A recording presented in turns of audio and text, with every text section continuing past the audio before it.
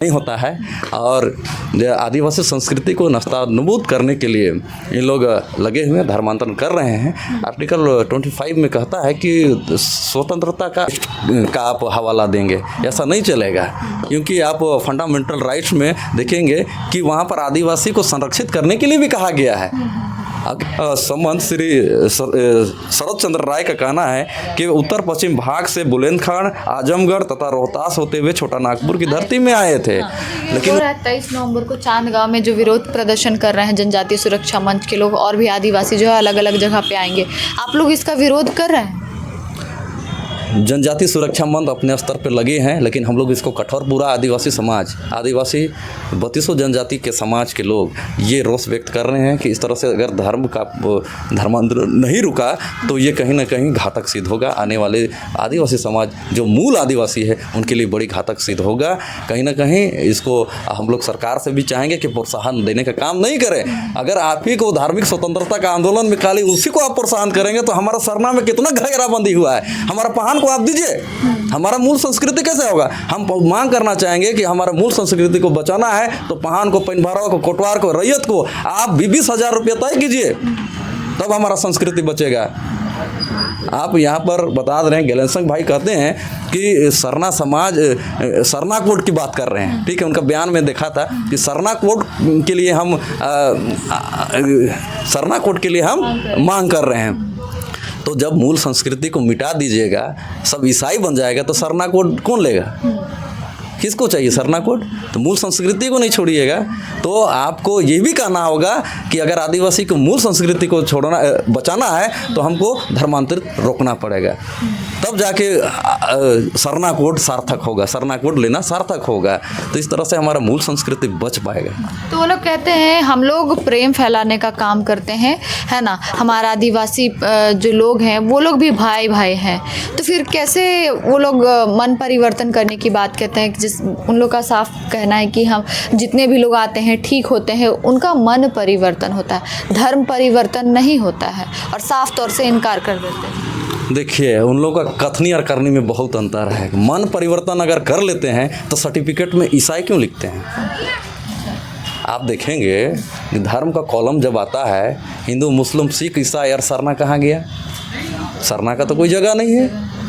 तो भाई आप अपना सर्टिफिकेट में लिख रहे हैं ईसाई और कहते हैं कि मन परिवर्तन कर रहे हैं, तो ये दोहरी नीति तो नहीं चलेगा। आप एक तरफ ईसाई लिखिएगा, दूसरा तरफ कहिए कि मन परिवर्तन कर रहा है। मन परिवर्तन किसको कहता है? वो बचना चाहता है। हमने तभी ही आपसे मैंने चर्चा किया कि ये लोग संवैधानिक रूप से बचना चाहता है कि ये लोग पे आरोप ना लगे कि हम लोग धर्म परिवर्तन कर रहे हैं। तो फंडामेंटल राइट में और मूल कर्तव्य में भी कहा गया है कि आप फंडामेंटल राइट्स जो है उसको आप उपयोग में ला सकते हैं, बशर्ते किसी समाज का हनन ना हो, किसी समाज को ठेस ना पहुँचे। तो इसी से कानूनी तरीके से लोग बचना चाहते हैं। आप लोग के पास कोई प्रूफ है कि लोग धर्म परिवर्तन कर रहे हैं? हजारों संख्या में धर्म परिवर्तन कर रहे हैं।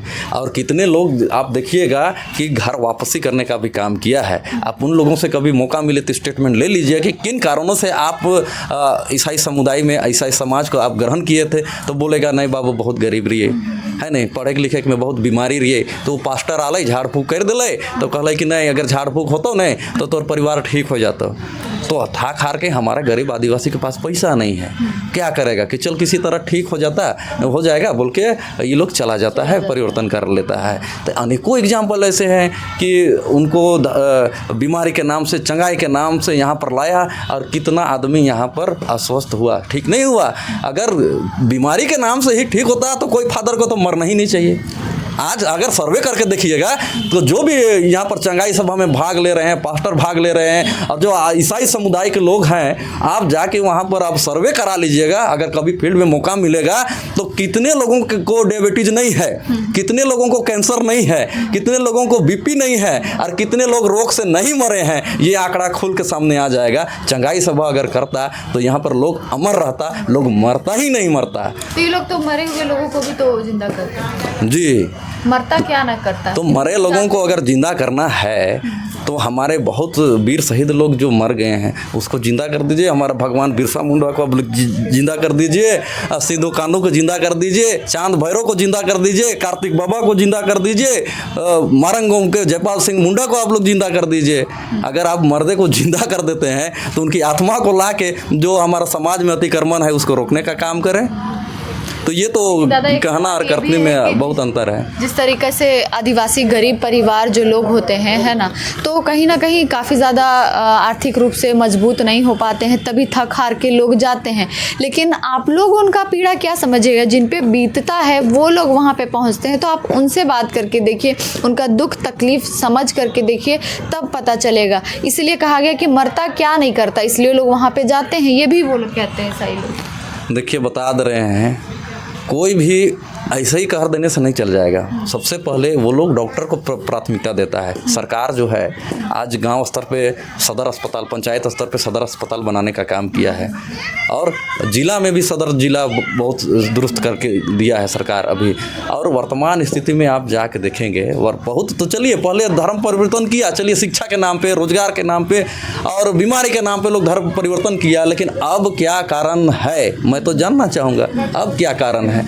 सरकार टेक्नोलॉजी हो गया, सरकार सरकार आपके द्वार लगा के आपका राशन तक पहुंचा रही है। पहाड़िया समाज को तो पहाड़ तक सरकार राशन पहुंचाने का काम कर रही है, वो लोग समाज से घुलते मिलते नहीं हैं। बिरहोर समाज को भी तो सरकार देने का काम कर रहा है। वो लोग हम बता रहे हैं ना कि वो जो है इन लोग राजस्व जैसे पैसा कलेक्शन करके ये लोग अपना संपत्ति को बनाना चाहता है और ये लोग विदेश को पैसा भी भेजता है और विदेश से पैसा भी लेता है। तो ये पैसा का खेल है, कुछ नहीं है यहाँ पर। अरे भूखे को भात मिल गया तो वही उसके लिए मसीहा है ना। अच्छा ये बताइए, वो लोग तो कल तैयारी कर रहे हैं अपना कल को लेकर के, आप लोग जो धर्मांतरित हो रहे हैं उन लोग को कैसे आप लोग? सबसे बड़ी बात है कि शिक्षा अभी भी हमारे समाज में अभी भी इन लोग का दावा है कि शिक्षा हम लोगों ने दिया है जंगल जंगल झूठ झूठ जाके। तो आदिवासी समाज के तमाम जंगल वैसे ऐसे इलाकाओं में जहाँ पर आदिवासी समाज निवास स्थान करते हैं, एक एक घर में डॉक्टर पैदा हो जाता है, एक एक घर में इंजीनियर होता है, एक एक घर में साइंटिस्ट होता है। तो भाई आज शिक्षा कहीं नहीं है, होना चाहिए। तो ये कह देना कि आज तो ये लोग सिर्फ और सिर्फ अपने समाज को सुपर बनाने के चक्कर में है। इस्लामिक कंट्री जिस तरह से इस्लाम पूरे देश में फैलाना चाहते हैं, उसी प्रकार से ये उसी तरफ से उधर से आए हैं। ईसाई और कसाई, कार्तिक बाबा कहते तो दोनों भाई हैं, ईसा और मूसा। आप देख लीजिए ये इनका भी गिलेंसन डुंगडुंग का भी बयान में मैंने देखा कि ईसाई समुदाय के लोग नया नियम को मानते हैं और मुस्लिम समुदाय के लोग पुराना नियम को मानते हैं। तो वो लोग एक ही उधर से आए हैं, अरब कंट्री से आए हैं। तो इस तरह से ये लोग साम्राज्य फैलाना चाहते हैं। अब पहले साम्राज्यवाद का नीति था कि आप एक राजा को लड़ाओ और अपने साम्राज्य में मिलाओ, लेकिन ये लोग का साम्राज्य विस्तार नीति है धर्म। जैसे जैसे धर्म को बढ़ाते जाएंगे वैसे इनका साम्राज्य आपको बढ़ता जाएगा। आप देख लीजिए वर्तमान सरकार में अगर इनको सपोर्ट, आप देख लीजिए अब राजनीति कैसे इसमें हस्तक्षेप करती है।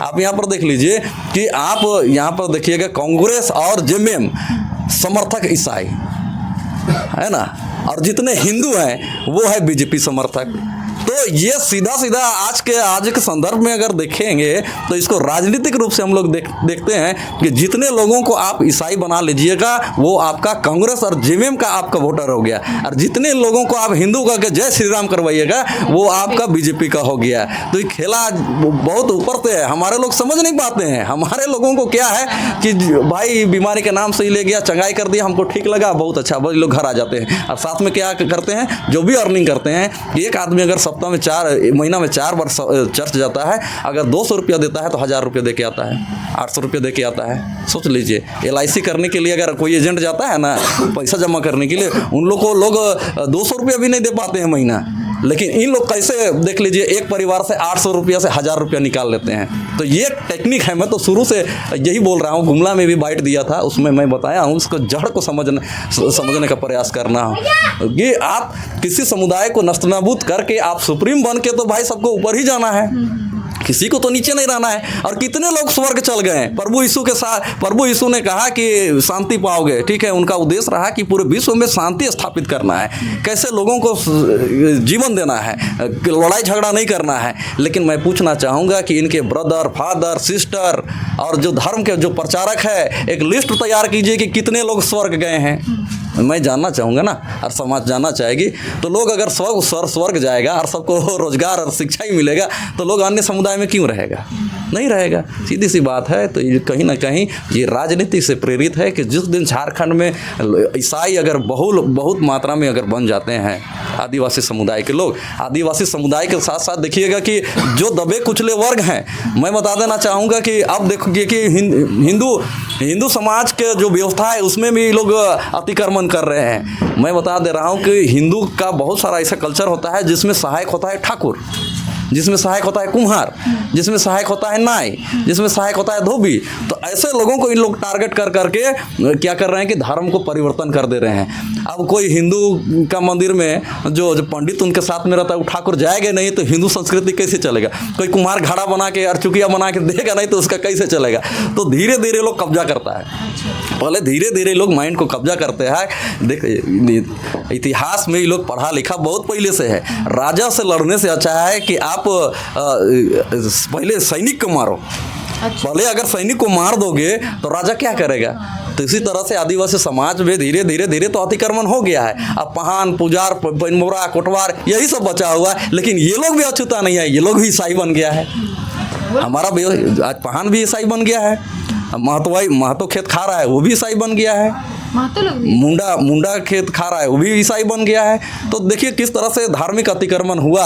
साथ साथ में हमारा जो है ये जमीन में भी लोग ईसाई भी बन गए हैं और कहेंगे कि हम तो महतोई खेत कर रहे हैं, हम तो पहानी खेत कर रहे हैं। कितने पहान का खूट कर लोग ये बन गया है, ईसाई बन गया है। उसी तरह से अब वो इसका नाई नहीं रहेगा, इसका धोबी नहीं रहेगा, इसका ठाकुर नहीं रहेगा, घोड़ाइत नहीं रहेगा, उसका ढाक बजाने वाला।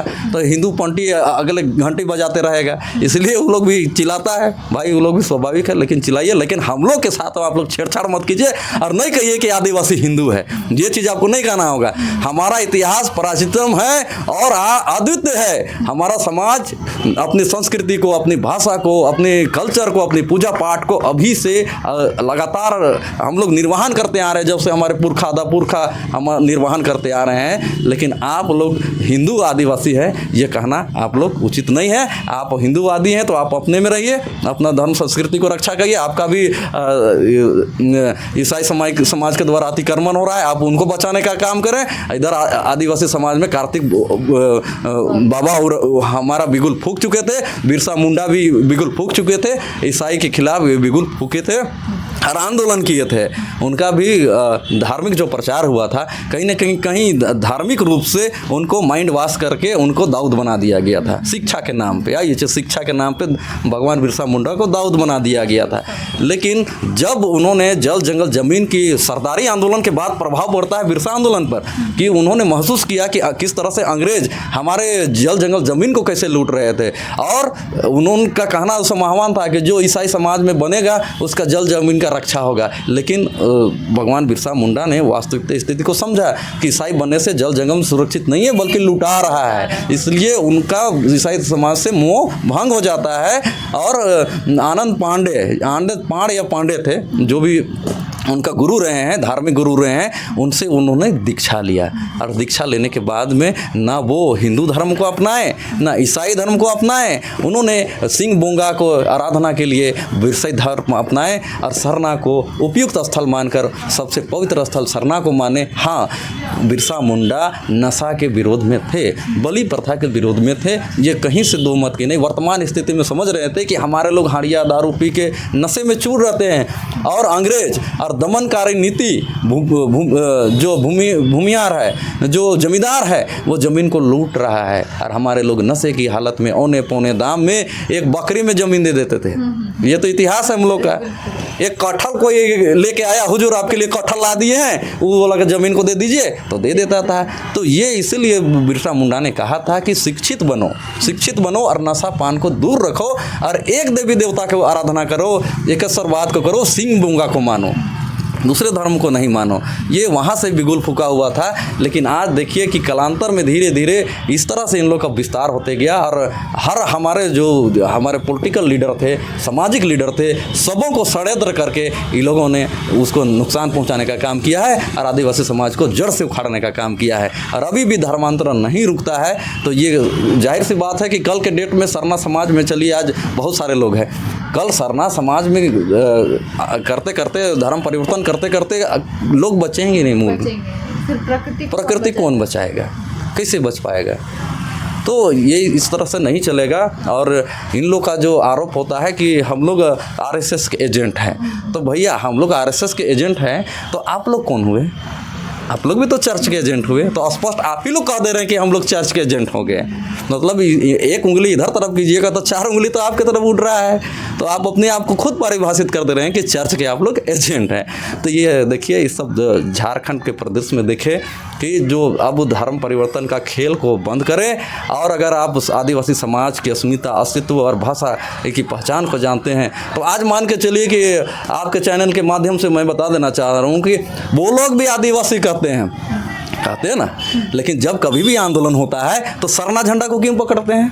अपना झंडा को पकड़ के आना चाहिए। जब भी कोई मुसीबत होता है, जब भी ज़मीन की लड़ाइयाँ होती है, सामाजिक आदिवासी अस्तित्व अस्मिता की लड़ाई होती है, तो ये लोग चर्च में क्यों आंदोलन नहीं करता है? चर्च के लोग आप देखिए डोमोसाइल कुछ लोग निकला था, लेकिन जब जब इस तरह से घटना परिघटना होता है चर्च का लोग नहीं निकलता है। क्यों नहीं निकलता है भाई? निकलना चाहिए। यही सरना समाज का लोग निकलता है और सरना समाज का झंडा लेके यही लोग आगे आगे चलता है कि हम जो सरना है, मतलब हम आदिवासी हैं लेकिन सरना नहीं है, सरना झंडा पकड़ेंगे लेकिन हम लोग ईसाई हैं। देखिए कैसी इन लोग की दोहरी नीति है। हम लोग कैसे कह सकते हैं बजरंगबली झंडा पकड़ के हम लोग कह सकते हैं कि हम लोग ही आदिवासी हैं? तो इस तरह से इन लोग का जो है स्टेटमेंट है, ये लोग अपने स्टेटमेंट में फंसते जा रहे हैं, ठीक है ना। तो इस तरह से नहीं चलेगा। और मैं पूरे झारखंड से आह्वान करना चाहूँगा और ख़ासकर कि हमारे शिक्षित नौजवानों से ये आग्रह करना चाहूँगा कि हमारे समाज को सुरक्षा करने के लिए, हमारे समाज के जल जंगल ज़मीन की, हमारे अस्तित्व, भाषा, संस्कृति को बचाने के लिए आप लोग आगे आए और मुखरता के साथ इनको जवाब देने का काम करें। अगर आप अभी जवाब नहीं दीजिएगा तो कल हमारे पूरे सरना समाज जब ईसाई बन जाएंगे उस दिन आप दोषी होंगे कि हमारे पूर्वजों ने हमारे लिए क्या धरोहर बचा के रखा। ये कहीं ना कहीं चिंता का विषय है। इसलिए मैं चाहूँगा कि तमाम हमारे युवा साथी है, हमारे बुद्धिजीवी है, सभी आगे आगे पहल कीजिए। और लड़ाई करने का कोई ज़रूरत नहीं है। आप बुद्धिमता है, आप लड़ाई क्यों करेंगे भाई? ईसाई समाज से क्यों लड़ाई करेंगे? आप तर्क में तार्किक आधार पर आइए और अपनी बातों को रखें और हमारे समाज को सुरक्षित और संरक्षित करने का काम करें।